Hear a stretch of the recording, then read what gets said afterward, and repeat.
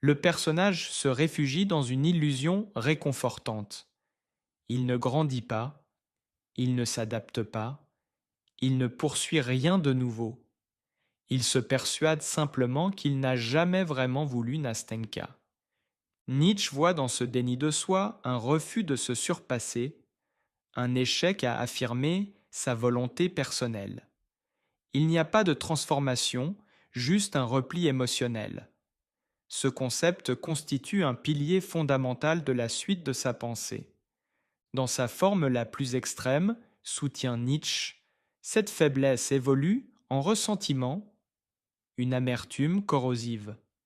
Dans la généalogie de la morale, il explique que les individus, lorsqu'on leur refuse ce qu'ils désirent le plus, que ce soit la liberté, l'amour, le respect ou le pouvoir, finissent par mépriser ces mêmes choses. Plutôt que d'admettre la défaite, ils transforment leur point de vue. Je n'en voulais pas de toute façon. Ce qu'ils valorisaient autrefois devient maintenant un objet de moquerie.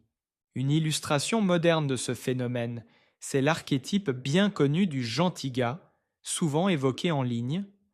C'est l'homme qui exprime son affection, fait des compliments à la femme qu'il convoite et insiste sur le fait qu'il est différent des autres. Mais une fois rejeté, son ton change complètement.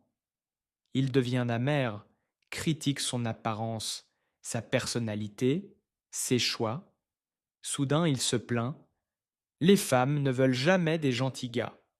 Cette transformation est un exemple typique de la faiblesse amère que Nietzsche décrit.